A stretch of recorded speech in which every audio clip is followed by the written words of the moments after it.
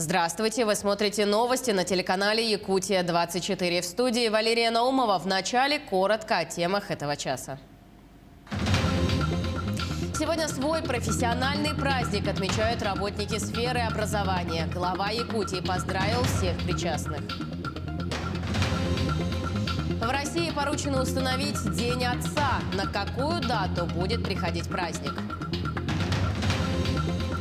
Раян Тютрин завоевал бронзу на чемпионате мира по вольной борьбе. Расскажем итоги международного соревнования.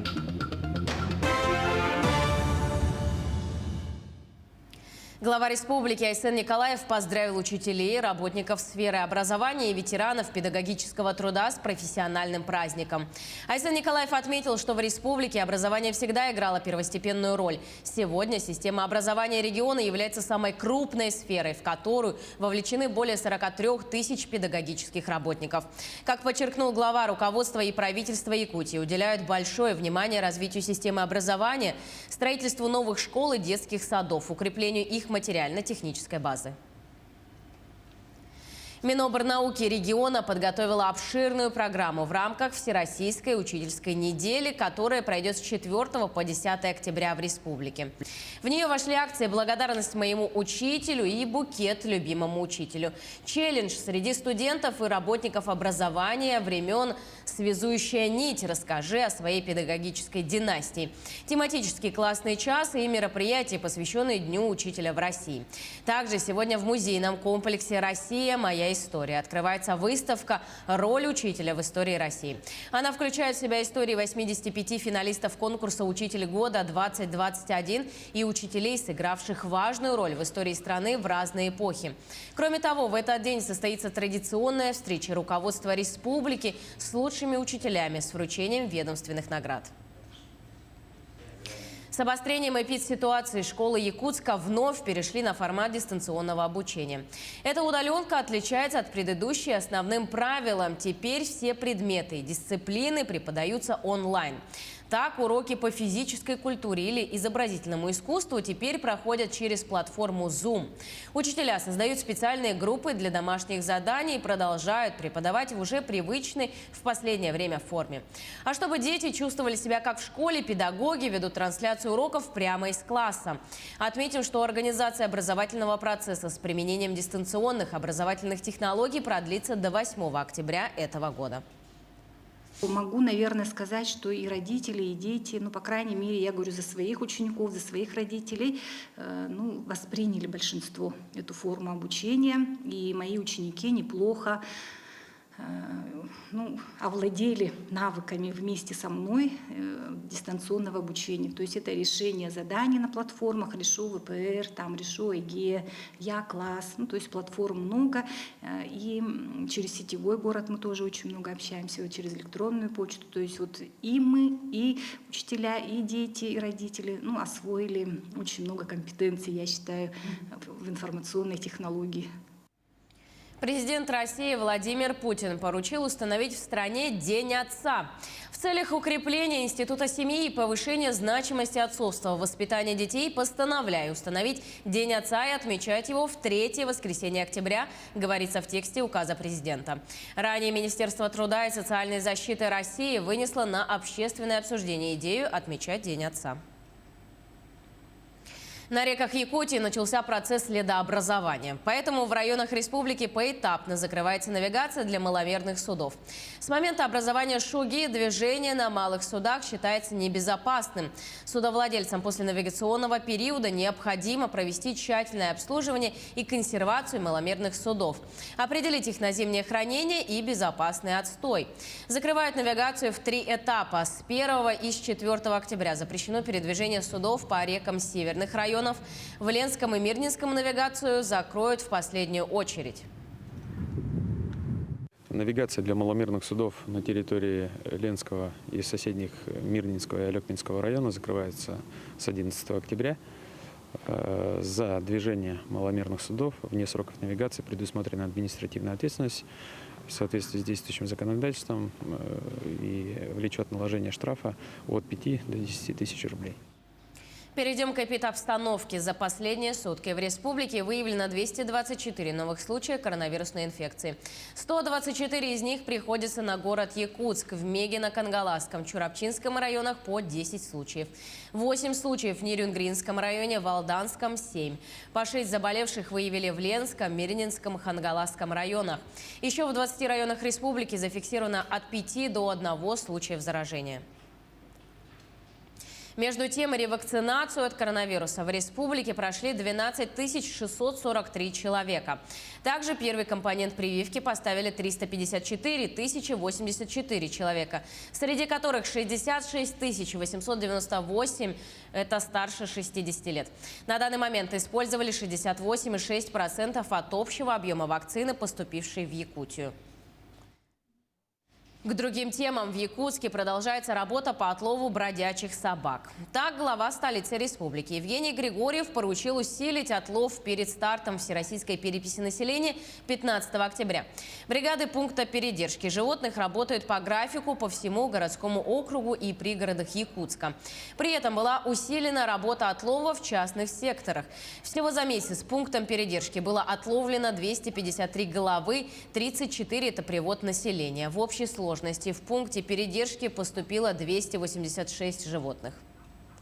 И лидирует у нас, как всегда, Марха. Но Марха еще лидирует, потому что Соцсатал – это вроде бы отдельное, да, какое-то государство, а относится оно к Мархе. Собак там тоже очень много, и их там не было вообще, пока не наступила осень. Ну, вообще динамика хорошая, положительная пойдет, наверное, года через 3-4, когда уже действительно мы почистим уличную вот эту базу. Тогда немножко станет полегче. Но опять же потом начнется домашние животные, которые будут на самовыгуле, будут плодиться и размножаться. Вот и все. Якутянка будет участвовать в конкурсе «Мастер года». Мастер производственного обучения Якутского промышленного техникума имени Десяткина Любовь Дорогунова представит республику в финале всероссийского конкурса. Она стала победителем регионального этапа в Якутии. Финал конкурса среди сотрудников профессиональных образовательных организаций России «Мастер года» пройдет с 10 по 15 октября в Королеве Московской области. Он направлен на пропаганду передовых идей в области профессионального образования, подготовки кадров, а также изучения и распространение лучшего педагогического опыта. Свыше 20 человек из республики участвуют в отборочном этапе 7-го национального чемпионата «Обилимпикс» в 2021 году. Из республики за право участвовать в чемпионате поборются 26 человек по 23 компетенциям в 3 категориях – школьники, студенты и специалисты, говорится в сообщении. Отборочный этап завершится 17 октября. По итогам соревнования будет сформирована сборная Якутии для участия в финале 7-го национального чемпионата по профессиональному мастерству среди лиц с ограниченными возможностями здоровья «Обилимпикс». Акционерная компания «Алроса» профинансировала выход сказки «Кындыкан» на русском и венском языке. Проект «Кындыкан» начал свой старт в начале года по инициативе ее автора Маргариты Поповой. За короткое время «Кындыкан» стал общественным. К дальнейшему развитию проекта начали подключаться люди и коллективы, в том числе и крупные компании, как «Алроса», для которых поддержка коренных малочисленных народов Севера – часть большой социальной миссии. Сегодня алмазодобывающая компания реализует в Якутии около 500 социальных проектов, затрачивая на эти цели около 10 миллиардов рублей ежегодно, в том числе и на поддержку культурных коренных малочисленных народов Севера. Подробнее в сюжете Ульяны Шагиной. 200 лет тому назад в родовом стойбище эвенов якутские охотники случайно обнаружили маленькую девочку по имени Кындыкан. Кындыкан была столько же лет, как и сейчас Кристине, рассказывающей об истории этой эвенской девочки. Но это не просто рассказ. Кристина тоже из рода эвенов. Мама и дочка – одни из участников многочисленной армии этого проекта. За весьма короткий период люди разного возраста и профессии объединяют свои усилия, чтобы об этой истории узнал весь мир. Ну, это потрясающе вдохновляет, потому что если ты что-то умеешь делать, и ты можешь стать частью целого, и в конечном счете это потрясающий эффект, когда пазлы маленькие, каждый локально свою функцию какую-то выполняет, и получается огромное панно прекрасное под названием «Кындыкан». К этому пазлу подключаются и крупные компании, такие как «Алроса», для которых поддержка коренных малочисленных народов Севера – часть большой социальной миссии. Это важно, потому что необходимо не просто сохранять культуру народов Севера, но и развивать, давать новые образцы творчества на основе традиций, использовать современные ресурсы и возможности, понятные современникам, в первую очередь для детей и молодежи. Безусловно, это и наша миссия, наша ответственность, и компания «Алроса» это глубоко осознает, и поэтому именно таким проектом стал для нас, как и для многих любителей культуры народов Севера, проект под названием «Кындыкан». Очень отрадно, что мировая якутская компания поддержала и поверила в наш проект. Вместе мы создаем историю, очень важную и необходимую нашему современному миру. Благодаря этой совместной работе увидела свет и сказка о маленькой Кындыкан. Ее написала молодая писательница Лидия Тарасова. Над книгой также работала большая команда специалистов, этнографы, лингвисты и носители языка. И каждый из них вложил в эту сказку свое послание не только эвенам, а целому миру. Главный посыл сказки в том, что, во-первых, жизнь – это самое главное чудо, ведь Кындыкан, маленькая девочка 5-летняя, выжила одна в полностью вымершем стойбище. То есть жизнь – это самое главное чудо, которое нужно беречь и ценить. Кроме того, творческое объединение «Кындыкан» создает эндаумент-фонд «Кындыкан», где будут аккумулироваться дивиденды, которые объединение направит на поддержку сохранения языков, культуры и традиционного уклада коренных малочисленных народов Севера. Следующим шагом развития «Кындыкан» станет создание короткометражного анимационного фильма, который представит миру нового персонажа Кындыкан. Ее также профинансирует компания «Алроса». Ульяна Шагина, Павел Пахомов, Якутск. Перейдем к новостям спорта. В Калуге завершился чемпионат России по масс-рестлингу. 126 масс-рестлеров из 23 регионов страны боролись за именные путевки в сборную команду России. Как сообщил исполнительный директор Всероссийской Федерации масс-рестлинга Иван Сивцев, на чемпионате России выступили 47 якутян. В копилке якутских рестлеров 38 медалей, из них 12 золотых, 10 серебряных и 16 бронзовых. Следующий старт якутских спортсменов ожидается на финальном этапе Кубка мира в Подмосковье. А вот якутский спортсмен Ариян Тютрин занял 3-е место на чемпионате мира по вольной борьбе в Осло.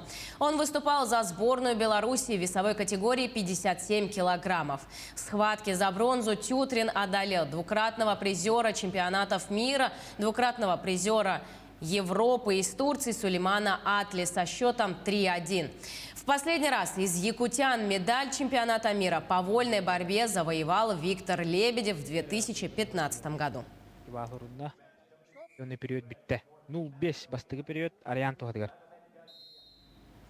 К этому часу это все новости, но мы следим за развитием событий. Продолжим говорить о новостях на телеканале Якутия-24.